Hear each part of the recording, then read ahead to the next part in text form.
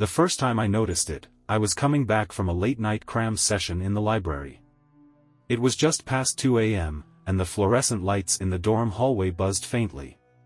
My steps echoed against the linoleum floor, the silence broken only by the occasional creak of the old building settling. I lived in Whitmore Hall, a rundown dorm notorious for its labyrinthine layout. But even with its quirks, I'd walked these halls 100 times. I knew every peeling wallpaper seam and every flickering light fixture. That's why I stopped cold when I saw it. Halfway down the corridor, where there had always been a blank wall, there was now a hallway. It stretched out in both directions, unervingly symmetrical. The floor tiles were the same sickly beige, the walls the same off-white. It was as if the dorm had simply grown. For a moment, I considered walking past it. My brain begged me to write it off as some cruel prank or an exhaustion-fueled hallucination. But curiosity, it always got the better of me. I stepped toward the entrance. The air felt cooler here, sharper somehow, and the familiar hum of the dorm lights seemed to fade. My phone buzzed in my pocket, a text from my roommate Jake. "You coming back soon?" I didn't answer. I couldn't. My fingers hovered over the screen as I stared down the hallway. "Hello?" I called, my voice barely louder than a whisper. It didn't echo like I thought it would. Instead, the sound seemed to vanish, swallowed by the endless stretch ahead. I took a cautious step forward, then another. The hallway didn't seem particularly different from the rest of the dorm, until I noticed the doors. They were spaced unevenly, as though they'd been installed haphazardly. Each one was different, some were plain, others ornate, and a few were downright ancient-looking, with heavy iron hinges and splintered wood. Curiosity prickled at the edge of my mind. I reached for the first door on my right, a plain, unmarked slab of wood, and turned the knob. What I saw wasn't a room. It was a memory. Not mine, but vivid and immediate, as though I were standing in someone else's life. A young boy sat alone in a dimly lit kitchen, his face streaked with tears. A plate of untouched food sat in front of him, the air thick with tension. In the corner, a shadow loomed, a figure, faceless and silent, watching. I stumbled back, slamming the door shut. My heart hammered in my chest, and the hallway seemed to stretch even farther before me, as if it had been waiting for me to notice. I turned to leave, but the way back wasn't there. The corridor I'd come from had vanished, replaced by more of the endless, twisting hallway. Panic clawed at my throat. I bolted forward, ignoring the doors on either side. They loomed in my peripheral vision, each one whispering to me, daring me to open them. And then I saw it. Far ahead, where the hallway seemed to blur into darkness, stood a figure. It was me. I froze, my breath catching in my throat. The figure ahead was undeniably me, same ratty hoodie, same unkempt hair.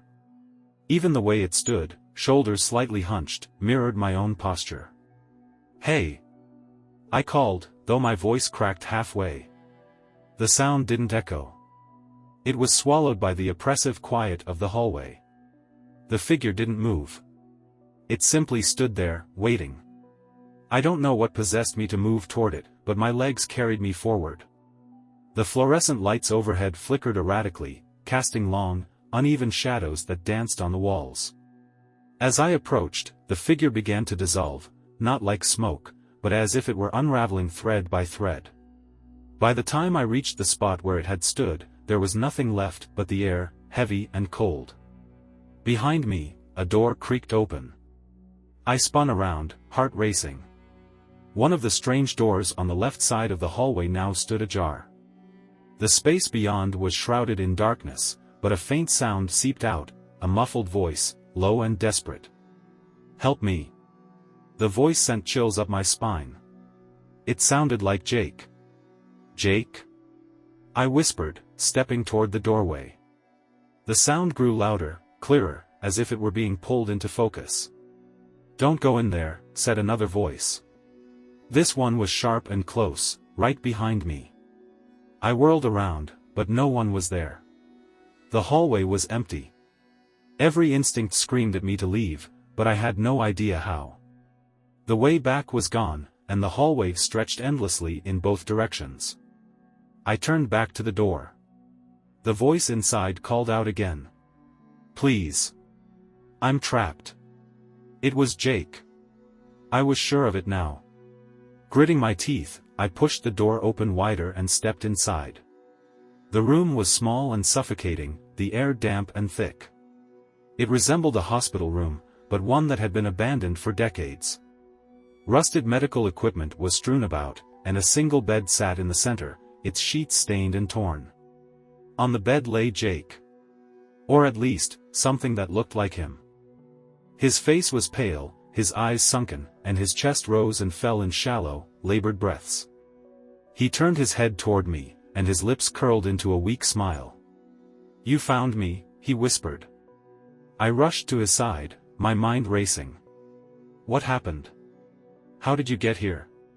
His smile faded, replaced by a look of pure terror. "You shouldn't have come. It's watching." Before I could ask what he meant, the air in the room shifted. The shadows on the walls began to ripple, coalescing into something solid. A figure emerged, tall and impossibly thin, its limbs elongated and sharp. It had no face, just a featureless void where its head should have been. Jake's breathing quickened. "Run," he choked out. "It feeds on fear." The figure stepped forward, its movements unnatural and jerky, as if it were being controlled by invisible strings. I didn't need to be told twice. I bolted for the door, but the hallway outside wasn't the same. It was darker now, the walls pulsating like they were alive. The door slammed shut behind me, and I heard Jake scream. The sound was cut off abruptly, replaced by silence. I ran, my feet pounding against the floor, the hallway stretching endlessly ahead of me. Doors flew past on either side, their whispers growing louder and more insistent. "Come inside. See what waits for you. Stay forever." I didn't stop. I didn't look back. And then, suddenly, I was no longer running. I stood in front of another door, my hand already on the knob. I didn't remember stopping. I didn't remember reaching for the handle. But the door opened anyway. The door creaked open, revealing a scene bathed in sickly yellow light. I stepped inside, not because I wanted to, but because something compelled me to. It felt like the air itself was pushing me forward. The room was a dining room, but not any I recognized. A long, mahogany table stretched across the space, its surface covered with mismatched plates and tarnished silverware. The air smelled faintly of decay, like rotting wood and spoiled meat. Around the table sat people, motionless, as if frozen in time. Their faces were twisted in grotesque expressions, a mix of terror, rage, and despair. At the head of the table sat me. Or at least, it looked like me. The figure wore the same hoodie and jeans, but its face was wrong.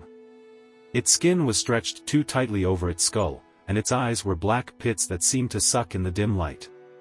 The thing that looked like me tilted its head, its lips curling into a crooked smile. "Welcome," it said in a voice that sounded almost like mine, but distorted, lower, hollow, and filled with malice. I took a step back, but the door was gone. The wall behind me was solid, as if the door had never been there. What is this?" I stammered. "This is your feast," the figure said, gesturing to the table with a skeletal hand. "All of this, every piece, every guest, is you." My heart pounded as I looked more closely at the people seated around the table. They weren't strangers. The man slumped in the first chair was my high school math teacher, Mr. Daly. I recognized his thick glasses and the ink stains on his shirt. Beside him was my neighbor from childhood, Mrs. Gupta, her usual warm smile replaced with a gaping expression of horror. At the far end of the table, I saw Jake. His head lolled to one side, his face pale and lifeless. "No," I whispered, shaking my head. This isn't real." "Oh, but it is," the figure said, rising from its seat. It moved with an unnatural grace, its limbs bending in ways they shouldn't. "They are all pieces of you, fragments of your life. And they are here because of you. The room began to shift. The walls pulsed like a heartbeat, the yellow light growing dimmer. The air felt thick, heavy, pressing down on my chest. You brought them here, the figure continued, its hollow eyes locking onto mine. With every choice, every failure, every regret. They are your burden to bear. I backed away, my hands fumbling for a way out, but there was none. The walls closed in, the shadows creeping closer. Why are you doing this? I demanded, my voice shaking. The figure tilted its head again, as if pondering my question. Because you are lost, it said. And the hallway, it finds the lost. Before I could respond, the lights flickered, and the room dissolved around me. I was back in the hallway. The air felt colder now, and the whispers from the doors were louder, more insistent. I turned to run, but my legs felt heavy, as if the floor were trying to hold me in place. My breathing quickened, panic clawing at the edges of my mind. Then I saw it again. Far down the hallway, the figure stood, me, but not me. It was closer this time, its hollow eyes fixed on me, its lips curled into that same crooked smile. And it wasn't alone. Behind it, the shadows moved, forming shapes, people, creatures, things I couldn't fully comprehend. They watched, waiting. The figure raised a hand and pointed at me. Run, it whispered. So I did. I ran until my legs burned, my breaths coming in ragged gasps. The hallway stretched endlessly before me, the air growing heavier with every step. The whispers from the doors swelled, voices overlapping in a cacophony that rattled in my skull. Stay with us. Don't fight it. You'll never leave. Each voice tugged at me, pulling like invisible hands, but I forced myself to keep moving. The hallway shifted as I ran, the walls bowing inward, the tiles beneath my feet rippling like waves. Ahead, the figure that looked like me appeared again. Closer now. Too close. Its face twisted into something almost human, almost friendly, a grotesque parody of a smile. You can't outrun it, it said, its voice like 1,000 whispers layered together. I skidded to a stop, my chest heaving. What do you want from me? I screamed. It tilted its head, as though amused by the question. I want you to see. Before I could react, the hallway shifted violently, the walls melting away like wax. I was no longer in the endless corridor. I was standing in my childhood bedroom. The bed was smaller than I remembered, the sheets a faded pattern of spaceships and stars. Toys were scattered across the floor, and the faint smell of crayons lingered in the air. I turned slowly, dread building in my chest. Sitting in the corner, huddled with knees drawn to his chest, was me. A younger version of me, no older than 8. He was crying silently, his face buried in his arms. Why am I here? I muttered, my voice trembling. The whispers were gone, replaced by an oppressive silence. The only sound was the faint hitching of my younger self's sobs. You don't remember this, do you? Said the hollow voice behind me. I spun around. The figure was there, standing impossibly close, its black eyes fixed on me. This moment, it continued, its voice echoing unnaturally, you locked it away. But it's still here, waiting for you. I turned back to the boy in the corner. He lifted his head, and I saw the bruises on his face, the tears streaking his cheeks. The memory hit me like a punch to the gut. It was the night my father left. He'd slammed the door so hard that the sound had echoed through the house, shaking the walls. My mother had cried for hours, but I'd hidden in my room, too scared to face the world outside. This is where it began, the figure said. The cracks in your foundation. The fractures in your soul. I don't want to see this, I whispered, backing away. But you must, it said, stepping closer. Because the hallway is you. Every regret, every failure, every fear, they built this place. The room began to dissolve, the walls bleeding into shadows. I stumbled backward, and suddenly I was in the hallway again. The figure stood a few feet away, its crooked smile unwavering. This is why you'll never leave, it said. You don't want to. That's not true, I snapped, clenching my fists. Isn't it? It gestured to the doors around us, the whispers seeping through the cracks. Every one of these is a piece of you. A memory, a fear, a choice you didn't make. And you keep opening them. I shook my head. No. I'm leaving. I'm going to find a way out. The figure's smile widened, its hollow eyes glinting. Then go ahead, it said, stepping aside and gesturing down the hallway. Run. See where it takes you. I hesitated, then bolted past it, ignoring the whispers and the doors. The hallway seemed to stretch even farther, the walls narrowing, the air growing colder. But I kept running. And then I saw it. A door at the end of the hallway, unlike the others. This one was pristine, white, and glowing faintly. It looked like a way out. I sprinted toward it, hope surging in my chest. But as I reached for the handle, the door opened on its own. And what I saw beyond it froze me in place. The door swung open silently, revealing not freedom, but something far worse. It was my dorm room. At first, it seemed ordinary. Jake's posters of basketball legends still adorned the walls, and his side of the room was its usual mess of unwashed laundry and textbooks. My desk was cluttered with papers, my laptop blinking sleepily in standby mode. But something was off. The air felt wrong, too heavy, too still. It was like stepping into a photograph of my life rather than the real thing. And then I saw myself. I was sitting at my desk, hunched over, headphones on. My fingers tapped rhythmically on the keyboard, though there was no sound, no music, no hum of life. I approached cautiously, my pulse thundering in my ears. Hey, I whispered, though I wasn't sure if I wanted a response. The figure didn't move. I reached out, hesitating before touching its shoulder. The second my hand made contact, the figure's head jerked around. It was my face, but distorted. The skin was too pale, the eyes too sunken, the mouth stretched into an impossibly wide grin. Finally, it said, its voice a warped, guttural version of mine. You made it. I stumbled back, my heart slamming against my ribs. The figure rose from the chair, towering over me, its movements unnaturally fluid. What are you? I choked out. I'm you, it said, stepping closer. The real you. The part you try to bury. Your fears, your failures, your guilt. I am every choice you regret. Every truth you deny. And I've been waiting for this moment.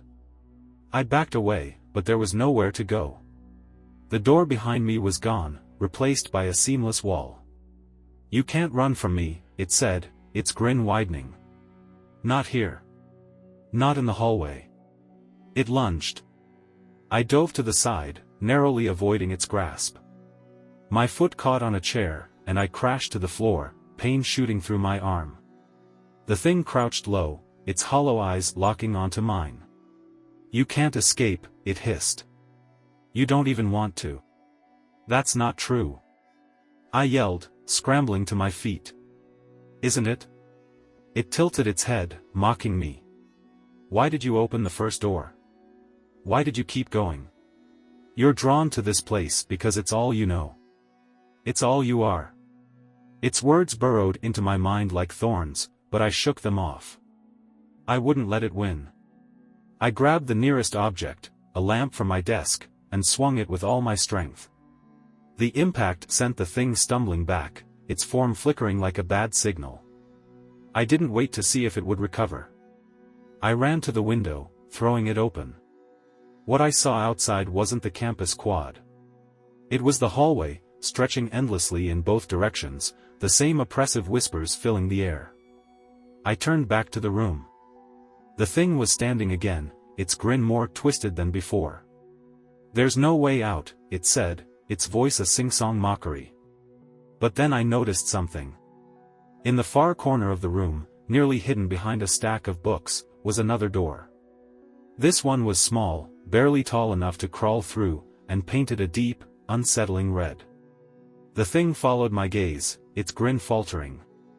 "No," it said, its voice low and sharp. "That door isn't for you." I didn't hesitate. I dove for the door, yanking it open. The space beyond was pitch black, but I didn't care. I crawled through, pulling the door shut behind me just as the thing lunged, its clawed hands scraping against the wood. For a moment, there was silence. And then I began to fall. The darkness swallowed me, spinning me in all directions. There was no up, no down, no sense of time or space. Just the endless void. And then, with a sudden, bone-jarring impact, I landed. I was back in the hallway. But it wasn't the same. The lights were dimmer, the air colder. The doors on either side were warped, their frames crooked and splintered. And ahead of me, standing at the far end of the hallway, was the thing again. But this time, it wasn't alone. The hallway stretched before me, darker and more twisted than ever. The thing stood at the far end, grinning its impossible grin. Shadows writhed around it, forming into figures, vague, inhuman shapes with glowing eyes and jagged limbs. They loomed over the thing, growing clearer with every passing second. And then they started to move. The shadows crept forward, their distorted forms shifting and flowing like smoke, yet their movements were deliberate. As they approached, I could feel their presence, cold, heavy, suffocating. I took a step back, my breath hitching. Behind me, the hallway dissolved into darkness, cutting off any chance of retreat. "You can't run anymore," the thing said, its voice echoing unnaturally. "This is where it ends." "No," I whispered, my voice trembling. "I won't let you trap me here." The thing laughed, a guttural, bone-chilling sound. "Trap you? You built this place. Every regret, every fear, every choice you've avoided, they made the hallway. You're not a prisoner. You're the architect." Its words hit me like a physical blow. The memories I'd seen behind the doors, the fragments of my life, this wasn't some random nightmare. This place was me. The figures behind the thing whispered now, their voices rising in an eerie, overlapping chant. I couldn't make out the words, but the sound was like nails scraping against my mind. The thing took a step forward, its hollow eyes gleaming. "It's time to stop running. Accept what you are. Become part of the hallway." I shook my head, my fists clenched. "No. You're wrong. I might have built this place, but I don't belong here. Not anymore." The thing's grin faltered, just for a moment. "You can't escape. You don't even know how." But I did. The realization hit me like a spark in the darkness. If this place was a reflection of me, then it wasn't real, not in the way it wanted me to believe. I could bend it, change it. I closed my eyes, shutting out the hallway, the whispers, the thing. I focused on my breathing, steadying my racing heart. "This isn't real," I said aloud, my voice firm. The chanting faltered, the oppressive air around me flickering. "This isn't real," I repeated, louder this time. When I opened my eyes, the hallway had begun to shift. The walls rippled, the shadows recoiling like wounded animals. The thing hissed, its form flickering. "What are you doing?" it snarled, its grin twisting into a snarl. "I'm taking control," I said, stepping forward. The shadows surged toward me, their jagged limbs reaching out, but I didn't stop. I pushed through them, their cold touch fading as I moved. The thing screamed, a sound like tearing metal, as its form began to break apart. The hallway trembled, the walls collapsing inward. And then, in a blinding flash of light, it was gone. I opened my eyes to find myself standing in the middle of my dorm room. It was quiet. Normal. Jake's side of the room was untouched, his cluttered laundry pile exactly as he'd left it. My desk lamp glowed softly, its light steady and comforting. I checked my phone. It was 2:14 a.m. For a long moment, I stood there, waiting for something to happen, for the walls to ripple, for the whispers to return. But they didn't. The hallway was gone. I sat down on my bed, my legs trembling. My mind raced with everything I'd seen, everything I'd learned. The hallway had been a prison of my own making, a place built from the fragments of myself I'd tried to ignore. But I'd broken free. Or so I thought. As I reached to turn off the lamp, I noticed something on my desk. A small, ornate key sat there, its surface glinting faintly in the light. And next to it was a note, written in my own handwriting. The hallway is never gone. It's always waiting. Be careful which doors you open. I stared at the note, my heart sinking as a cold dread crept back into my chest. The ornate key seemed to glint mockingly in the dim light, its intricate design unnervingly familiar. No, I whispered, shaking my head. It's over. I ended it. But the note, and the key, told a different story. I snatched the note, crumpling it in my hand as if destroying it would make the words untrue. But as I did, a faint sound echoed through the room. A low, rhythmic thud. It was coming from the wall. I froze, my breath hitching. The sound grew louder, more insistent, like someone pounding from the other side. I turned slowly, my eyes scanning the wall opposite my bed. It looked solid, ordinary, but the sound was unmistakable. And then it stopped. The silence was worse. My phone buzzed on the nightstand, making me jump. The screen lit up with a message from Jake. "Hey, you okay? Thought I heard something weird earlier." The message felt off. Jake was spending the weekend with his girlfriend in another dorm. He wasn't here. I typed a quick response. "Jake, where are you right now?" The reply came almost instantly. "Right behind you." I dropped the phone, my blood turning to ice. Slowly, I turned toward the door of the room. The figure was standing there. It wasn't Jake. It was me again, the twisted version, its hollow eyes gleaming with cruel amusement. This time, its grin was wider, its form more solid, more present. "I told you," it said, its voice low and mocking. "The hallway never leaves. It's part of you now." I stumbled back, hitting the edge of my desk. "Stay away from me," I shouted, grabbing the nearest object, a heavy textbook, and hurling it at the figure. The book passed through it as though it were made of smoke, slamming harmlessly against the door behind it. The figure stepped closer, its movements slow, deliberate. "You think you're free?" it said, tilting its head. "You're still in the hallway. You never left." "No," I whispered, shaking my head. "This is my room. This is real." It laughed, the sound sharp and grating. "Is it?" The walls began to ripple, the room warping like melting wax. The posters on Jake's side of the room twisted into grotesque faces, their mouths moving silently. The lamp on my desk flickered, its light dimming until the room was bathed in shadow. And then the door appeared. Not the door to my dorm room. The hallway door. It was cracked open, the faint whispers leaking through like smoke. The ornate key on my desk vibrated slightly, as though urging me to pick it up. The figure stepped aside, gesturing toward the door. "Go on," it said, its grin widening. "You know you want to." I stared at the door, my mind racing. Every fiber of my being told me not to open it, not to step back into that place. But the pull was stronger than my fear. I reached for the key, my hand trembling. The moment my fingers touched it, the whispers grew louder, filling the room with their haunting cadence. I turned toward the door, my heart pounding. The figure stood motionless, watching me with those empty eyes. "Why are you doing this?" I demanded, my voice cracking. It tilted its head again, as if the question amused it. "Because you belong there," it said simply. "You always have." I clenched the key in my hand, feeling its cold weight against my palm. For a long moment, I hesitated, torn between the unbearable fear of what lay beyond the door and the gnawing compulsion to see it through.